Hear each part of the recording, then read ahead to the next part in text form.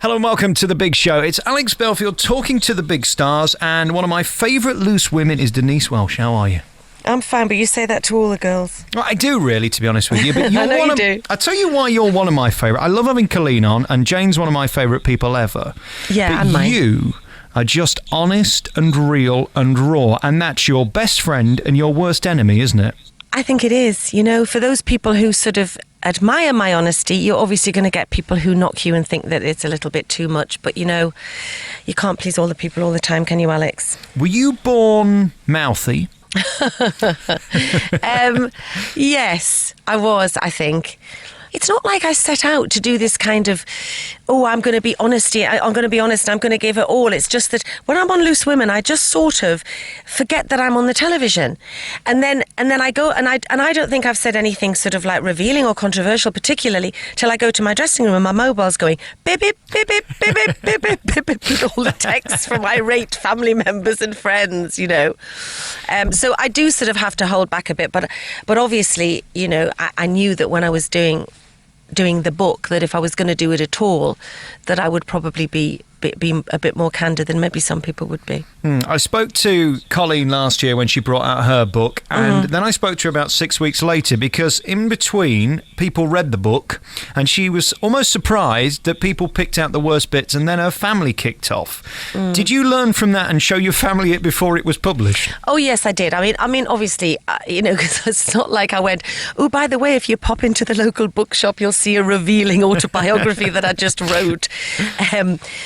So yes, I did, and they obviously did all read it, and they were all. And when I say all, I don't just mean Tim. I meant my mum and my dad and my sister, and you know, we're a very close family, so I knew what the ripple effect would be if they didn't if they didn't like it. So they were at liberty to change what bits they wanted to.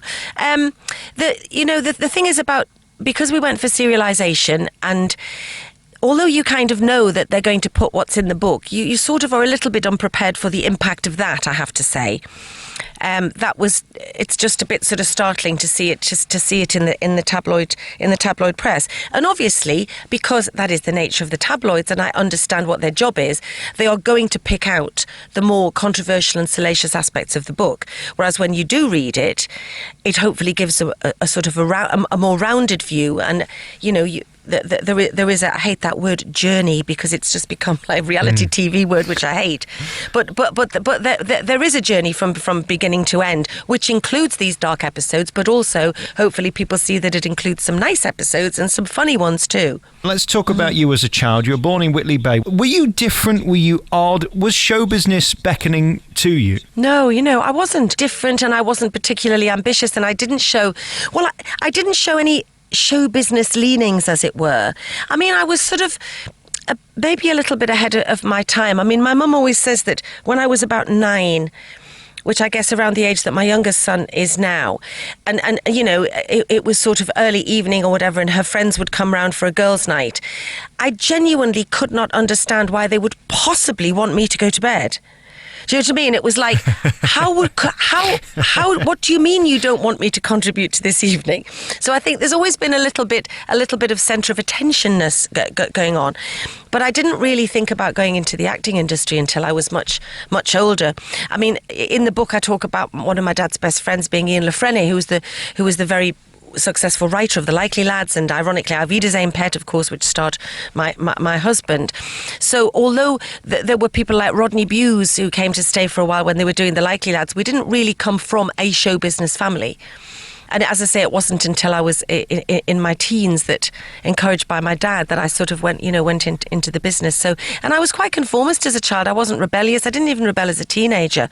So I was really quite quite boring. What's it like having a dad who from time to time dresses up in a frock? Well, you see, I say quite boring and I say quite normal, and then we bring up Raquel. And I just kind of thought that was normal. So maybe I did have more of a scarred childhood than I'm allowing myself to think. Yeah, my dad has dressed up as a woman, and because of me talking about it, Raquel's had a little bit of a resurrection in the press recently as well. One of our more famous glossy magazines did a 6-page spread on us recently, and it was my father's greatest hour. You know, he was just he was just so thrilled to be on the cover as Raquel.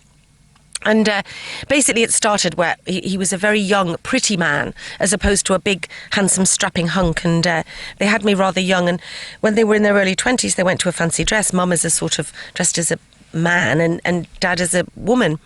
And he started to do a few gags, as is his wont. And people started to say, oh, Vin, would you come to our party and do that? So it sort of developed from there and became more of a little charity thing he used to do. But, you know, there is a story which is really true that one day an insurance man came to the door and I said, oh, my dad's upstairs getting ready to do a charity thing, failing to say, as Shirley Bassey. Right. So when Shirley Bassey came down and sat on the settee, legs akimbo, to sign the forms, the guy literally backed out of the house. But as I say, I've always sort of accepted it. And you know, and my dad was kind of forced by my grandpa, because I came along a tad earlier than expected, and my dad was forced to go into the family firm when really he was overqualified for that. So he sort of threw himself into his social life, which included dressing up as a woman. And now my husband is going off to play a transvestite in Benidorm, so I'm trapped in cross-dressing hell. Which leads us then to alcohol, because you've talked about it a lot on the programme. I've seen you being very open about it. Can I have another vodka, please? Sorry. I know you're only joking, but it's not really a joke in a sense that it kind of pulls you both ways, drink, doesn't it? It goes from making you a really amazing person to destroying your life. Yeah. Are you now at the point where you can find that line and stop it before it goes too far? I hope so, otherwise I'd have to stop again, Alex, really, to be honest. I've chosen, my quote is, I stepped off the wagon rather than fell off it when I decided to start drinking again. Because if I'm honest, if my drinking is in control, which it is, albeit you may see me, apparently I'm always embarrassingly pole dancing, according to the tabloids. And one famous photo of me pole dancing, clutching a pole, was actually me getting off a double-decker bus with Jane McDonald that took us to a party. And another one was me just literally walking past a lamppost. There she goes again, embarrassingly pole dancing. So the tabloid press, the paparazzi, have made it quite obvious that they want me to be drunk spice or party spice. Do you know what I mean? So if you can't beat them, join them. But yes, it is a serious issue, and I did stop drinking for two years, and but if I can keep it under control, which I do, and I do like a night out, and I will still go out and get hammered now and again with Carol McGiffin, and for that I make no apology or secret, but it happens very rarely nowadays. But I prefer my life with alcohol in it, under control. I prefer parties where you can have a drink. I prefer a glass of red wine with a lovely meal. I prefer most of my friends have a drink. So if I can keep it to where it is now, then I prefer my life with it in it. But, as you rightly said, it did, and other things, took me to a very dark place. But I was also much more poorly in those days. I'm much more well now. Having said that, I don't want to, in this book, I do say that my battle with my illness was responsible for many of my behavioural issues, but certainly not all of them. And I don't want to make excuses and say, oh, that's because I was poorly, because it wasn't always because I was poorly. It's because I made some bad decisions. Can you see in your mind's eye now then a big flashing red light when you're having one too many? Well, no, not really. No, not really. How do you know that you're not slipping back into that behaviour? Do you know something? Because I'm not self-medicating with it. I'm not doing it to blank. I'm not doing it to blank things out. I don't go out to get drunk because life is easier that way. If I get drunk as a result of being out with my friends, then I'm just a giddy, silly, daft drunk. Do you know what I mean? But yes, I do have more of a cut-off point, and that's because I can't bear the hangovers anymore. Do you know what I mean? I'm too old to deal with them in the way that I used to sort of brush them off. And also, Alex, to be honest, because I don't get many days off at the minute these days, and I can't bear that awful thing of working with a hangover. And although the press, it may look sometimes like I'm always out, although not so much recently, I'm not. I go to work, which is often in London, because that's where we do Loose Women, and then I go home to my children. And then there's Denise Welsh and Men. When you find yourself on the front of a paper, is there any worse fear of terror when it's not for the reasons that you're looking for? Yes, it's absolutely horrible, and I know what you're referring to, but yes, it's horrible, but I did put myself out there with the autobiography, and there were bound to be some people who saw that as an opportunity. I think I got to know you the best on Coronation Street, which was a great time for you because, again, you brought so much warmth and fun to the role. You were perfect for that show because you're fundamentally funny, aren't you? I like to think I can make people laugh sometimes. I do. I mean, I do love comedy. It is my genre. It is my sort of area that I love to do. And I've been very lucky that I've had roles like in Coronation Street and subsequently in other things, and in Waterloo Road, where I've had dramas that have given me the opportunity to do both, because I don't want my characters to be just one dimensional. Oh, here she comes with the jokey music. Here's her. So it's been nice that, because obviously in Coronation Street I did get to be funny, but subsequently all of my family were murdered on a weekly basis. They were all. Nothing makes me laugh more. Nothing makes me laugh more than a good old murder. And also at the end of Corrie, when of course I did own a red BMW, but I still had to go up the cobbles in a black taxi because that's what you have to do to stay with cousin Helen, I believe, who I'd not met or talked of in 4 years, but I needed to be with her to have my child. I love you very much, Denise Welsh. Thank you for coming on the programme. Thank you very much. It's the magic of the musicals here on your favourite local radio station. It's Alex Belfield talking to the big stars of the big musicals, and Joseph is certainly one of the biggest shows ever. Andrew Lloyd Webber is certainly one of the most famous producers, and Lee Mead is one of the most popular, gorgeous and talented new stars. That's not my words, that's the fans outside. Very flattered. How do you cope with that? How do I cope? It's very flattering. Yeah, I have to be honest. I just don't think about it too much, really. I mean, it's there after every show. We sort of do signings, obviously, and they're out front. But it's very fascinating. Yeah, it's quite rare, isn't it, to find a star of musical theatre? It is, I think, actually, and it's about a lot of hard work and dedication to what you do as well. And, there's a lot of celebrities that can go and play parts in the West End, but a star is a different thing, and that's what I'm striving towards, hopefully. And 10, 20 years from now, that would be a nice gesture if that happened. And is your greatest skill consistency, being able to deliver 8 shows a week? Because without that, you're useless, really, aren't you? That's very true. I mean, 8 shows a week is very demanding. It takes stamina, and aside from that, it's how you take on each role that you're given, and it's about dedication and obviously a respect for the part you're playing as well. I think you've got to have a genuine passion for what you're doing, and try and keep it fresh as well. What I try and do is every show, don't think ahead in scenes or before. You live each moment that you're portraying, and that's an important thing. One of the guys downstairs was just telling me that when you take a day off, fewer people come through the doors. That's a great thrill, isn't it, to know that actually you're making and breaking this production? Yeah, I don't know. I mean, I know there's a huge level of support there, which is very flattering, and it's amazing to know that as well. And I just hope that I can go out there and deliver a good performance every night of the week and make people happy. So. And you're one of those rare reality stars that's actually good and got talent. There aren't many of those, are there? Questionable, I guess. Cases have happened where there's been not very talented people that have taken on roles, I guess, and won competitions. But yeah, I was working for a few years, or 7 or 8 years before, in musicals, and obviously recording and stuff, and trained as well. So for me, it meant so much to really achieve that goal of winning the part.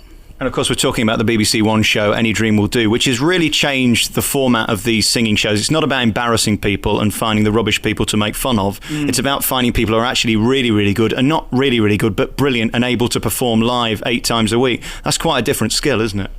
Completely. And I think also it's about nurturing that talent as well. And for me, that's what the programme did. It was obviously very commercial because it was on primetime TV.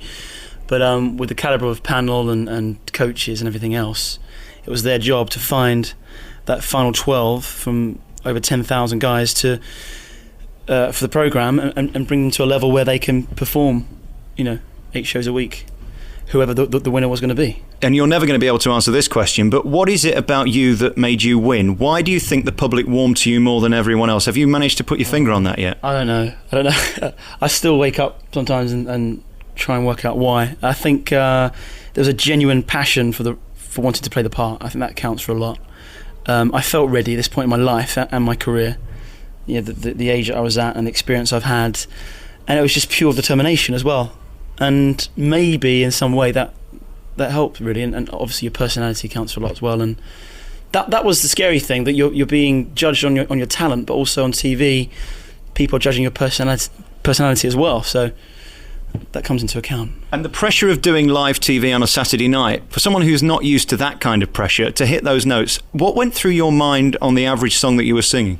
Well, the first 3 or 4 weeks, I'd be lying if I said I wasn't nervous, because you're going out to like 7-8 million people and live every week, and that took a while to get used to. But because it was a small studio audience of like 300, you tend to just get used to the atmosphere and the environment, and you go out there and just sing your song, and you're solely concentrating on that.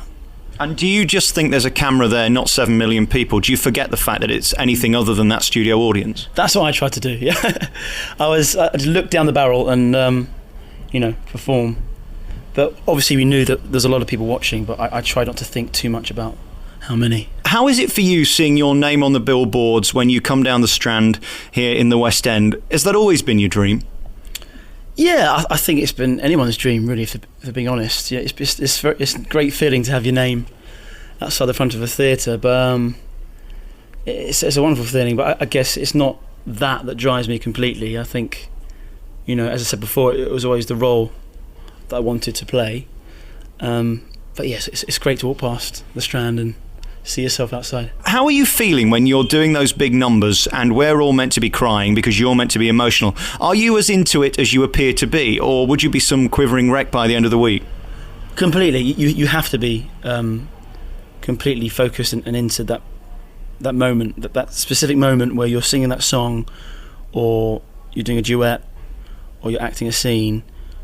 It can't be any less than that, I don't think, and that's what makes it real and genuine. If you're not concentrating or you're thinking of your dinner or the line ahead, then you're not being in the moment, and it sounds cliche, but that's what you have to do, I guess.